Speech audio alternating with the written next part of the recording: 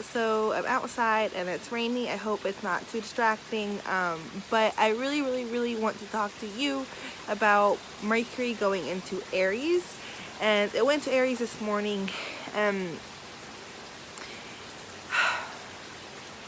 Aries energy. Okay, so, oh my goodness. Aries energy is active, it's fiery, it's passionate, it's new, and it's wonderful, but it's also going into the unknown. And so it's scary. And something about this Aries cycle, this new year, is very much, it might be Saturn and Capricorn that we're dealing with, but it's very much rising to the occasion and stepping into the unknown of your future, of what tomorrow brings. It's a new cycle, and it's not one of reflection. It's not one of the past, it's one of the new. So it's requiring us to be brave and stepping forward.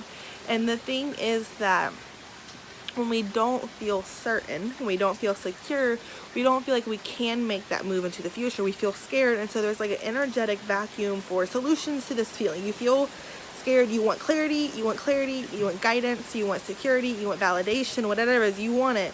So you create this vacuum. And at the tail end of Aries, we have Uranus, and Uranus is in Aries as well. So Uranus, it shocks and awakens, but it also brings answers. It's an innovator. And since it's on the tail end of Aries, it's trying to bring us the answers we need for the cycle, for the path we're going on. It wants to bring us the answers for the path we're going forward on. And so since at the beginning of our path, we have this energy we're putting out of like, oh goodness, I need security. All these ideas are coming to your head of what you should do, what path you should take. And it's which do I do this? Do I do that? Do I do this? You don't know. And it's kind of stressful because there's so many things and you want to make a move forward. You know you're meant to make a move forward, but you just don't know what it is. And so that energy is going to keep creating more ideas, but to really channel it into the idea you need to have, the idea that you want to have, the idea that's actually the path you're moving forward, is tap into what it would feel like if you were where you're meant to be. Do you feel free? Do you feel full? Do you feel movement? Do you feel stillness? Do you feel romance? Do you feel freedom? Do you feel security? Do you feel happiness? Do you feel companionship? What is it that you're looking for? And feel into those energies. Feel into them. What does that energy invoke in you? What does it make you feel? How does it make you energetically feel? And then look at your list of ideas that are coming up. Like, make a list of the ideas that are coming up. And I know I'm kind of scattered here. I don't care. Make a list of all the things that are coming up, all the ideas, and then take the energy of what you felt and feel into each of those ideas. Does this idea say, yes, this is it, and if it is, you're going to be scared. You're going to be scared, but it's time to be brave. It's time to say, okay, this says yes, this lights me up inside, and I have to step into it, and it's scary, but I have to do it. So you step into it, and you're brave. The things you feel you need to be brave: validation, guidance, security, whatever it is, just give that to yourself. Validate yourself.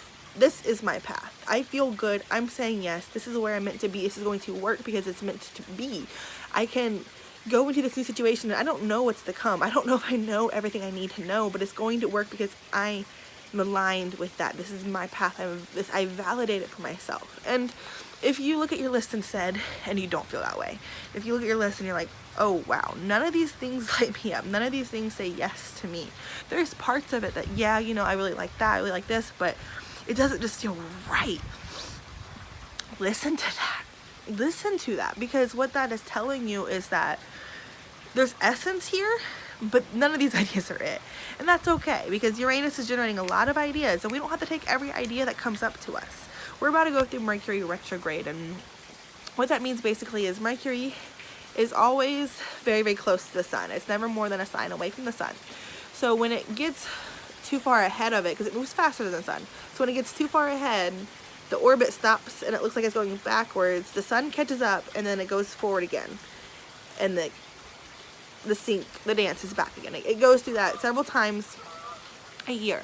And so what's happening is we have all these ideas and our head's kind of running away from us, and our heart is kind of like, oh goodness, I'm still back here, and like, what do I want? We're still in Pisces sun, and so we're still, what do we want? And so it's important to listen to your heart and slow down your mind. And when Mercury retrograde happens, because energy is backwards, because energy is internal, just the way the Mercury retrograde works, you can't do as many things as you want to. And Mercury is kind of like our projects. You have your hands in a couple different projects. You have your hands in a couple different pots. You're doing a couple different things. And so when you have your hands in those projects and then you suddenly find out you can use half the hands you normally have, you have to decide what really works for you. So figure out which of these ideas work for you. And if they don't work for you, that's invaluable information. Like, cut it, get rid of it, like, just remove it from your life and listen to that, apply that. We have Venus going into Aries as well.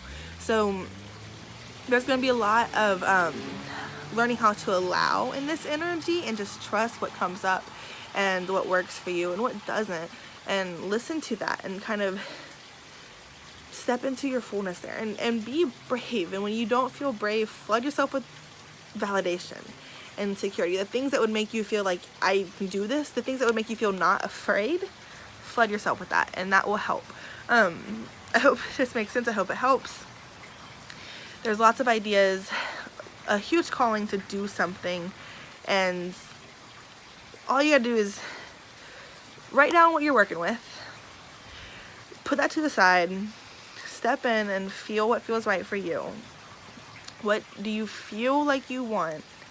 And then step back to your list, look and see what's aligned and what's not, and use that as a guiding measure. You're not meant to know the whole path all the way forward. Aries is the first sign. Aries does not know about Taurus. Aries does not know about Gemini and Cancer and Leo and Virgo and all the signs. They don't know about them.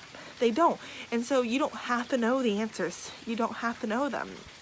All you have to do is listen to your impulse, your intuition, that thing that says, oh, do that, do this. And with Venus and Aries, that's going to be more active. It's going to be more potent. It's going to be, do this, do that. So you might not have anything on your list that feels right, but as soon as you tap into that, you have a flood of new ideas. And you can write a list of those and feel in which feels right. And whatever feels right, take a risk. Step into it, because you might be so surprised. And it might be that you thought you were getting yourself into one thing, but it turns out to be a completely different other thing. That's okay. We have Uranus and Aries, so we're going on paths that we couldn't even imagine at some point. And as we get closer, it's easier to imagine, but until then, we just can't even imagine it. And that's incredibly powerful. You got this. You do. Just trust yourself, embrace yourself, and let the magic flow. Like, this is good energy. I'm so excited for it, and I can't wait to dive in more. Until next time.